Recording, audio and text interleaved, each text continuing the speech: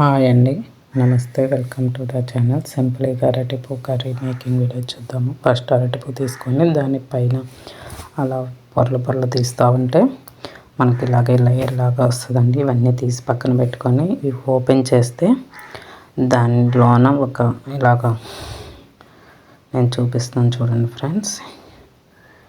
ఇలాగా ఉంటుంది. దానిలోన ఇదొక్కటి తీసేసి కత్తిమీదంతా యూజ్ చేసుకోవచ్చు. మీకు అవసరం ఎక్కువ ఉంటే ఆ పైన పింక్ కలర్ కూడా తీసేసి కత్తిమీద నీట్గా సన్నగా తరుక్కొని యూజ్ చేసుకోవచ్చు ఫ్రెండ్స్. అవసరం మీకు కర్రీ ఎక్కువ కావాలనుకుంటే యూజ్ చేసుకోవచ్చు. చాలా అయిపోతుంది. ఇది పెద్ద ప్రాసెస్, 1 అవర్ పడుతుంది ఫ్రెండ్స్. ఇలాగా అన్నీ తీసుకొని ఓపికగా చేసుకోవాలి ఫ్రెండ్స్ ఈ కర్రీ. అందుకు చాలామంది ఈ కర్రీని ఎక్కువ స్కిప్ చేసేస్తుంటారు. ఇది న్యాచురల్గా మనకు దొరుకుతుంది కాబట్టి హెల్త్కి చాలా మంచిది. టేస్ట్ చాలా బాగుంటుంది ఫ్రెండ్స్. మటన్ కైమా కంటే టేస్ట్ ఎక్కువ ఉంటుంది. ఇది ఒకసారి ట్రై చేయండి. ట్రై చేసి ఎలా ఉందో చెప్పండి ఫ్రెండ్స్. వీడియో కనుక నచ్చితే లైక్ చేసి, షేర్ చేసి, కామెంట్ చేయండి ఫ్రెండ్స్. ఇలా మొత్తం తరుక్కొని కొంచెం సాల్ట్, పసుపు వేసుకొని వాటర్లో ఇలా పక్కన పెట్టుకోవాలి. వాటర్లో మనం తరిగి పెట్టుకున్నంతా వేసుకొని పొయ్యి మీద పెట్టుకొని ఉడకబెట్టుకోవాలి ఫ్రెండ్స్. కుక్కర్లో అయినా పెట్టుకుంటే త్వరగా అయిపోతుంది.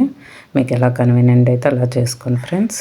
ఇదంతా బాగా ఉడికితే ఆ జిగురంతా పోయి మనకి ఆ వాసన స్మెల్ అనేది పోయి ఆ జిగురు అనేది అంతా పోతుంది ఫ్రెండ్స్. తర్వాత ఒక 5-6 వెల్లుల్లిపాయలు, 2 ఉల్లిపాయలు, 4 గ్రీన్ చిల్లీ కట్ చేసుకొని తాలింపు వేసుకోవటమే.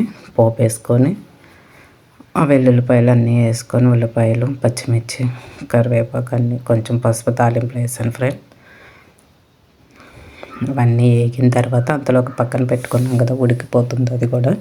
దాన్ని వడకట్టుకొని పిండేసి గట్టిగా కొంతమంది పచ్చెనపప్పు కూడా పెసరపప్పు, పచ్చెనపప్పు నానబెట్టి కూడా ఫ్రై చేసుకోవచ్చు ఫ్రెండ్స్. ఇది నేను కొంచెం పెసరపప్పు నానబెట్టి కొంచెం నానబెట్టిని ఒక పెసరపప్పు ఇవి అయితే త్వరగా నానిపోతుంది ఫ్రెండ్స్. పచ్చెనపప్పు లేట్ అవుతుంది. టైం బట్టి వీలుని బట్టి చేసుకోవచ్చు ఫ్రెండ్స్. త్వరగా అర్జెంటుగా కావాలనుకున్న పెసరపప్పు త్వరగా నానిపోతుంది కాబట్టి ఇలా చేసుకోవచ్చు ఫ్రెండ్స్. అలా వేగిన తర్వాత ఉడికింది అది వడకట్టుకొని పక్కన పెట్టుకొని పిండి వేసుకొని అది కూడా యాడ్ చేసుకొని కొంచెం ఒక 10 నిమిషాలు ఉంటే కర్రీ రెడీ అయిపోతుంది ఫ్రెండ్స్. కొంచెం సాల్ట్ చూసి వేసుకోవటమే.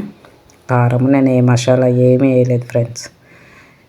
ఇది న్యాచురల్గా మనకు దొరుకుతుంది కాబట్టి టేస్ట్ బాగుంటుంది. ఒకసారి ట్రై చేయండి. కాకపోతే ఇది ఎక్కువ అలా 1 అవర్ పడుతుంది కర్రీ చేయడానికి ఫ్రెండ్స్. పేషెన్సీతో చేయాలి ఇదంతా. న్యాచురల్గా దొరుకుతుంది కాబట్టి మనకు హెల్త్కి చాలా మంచిది. Bye friends.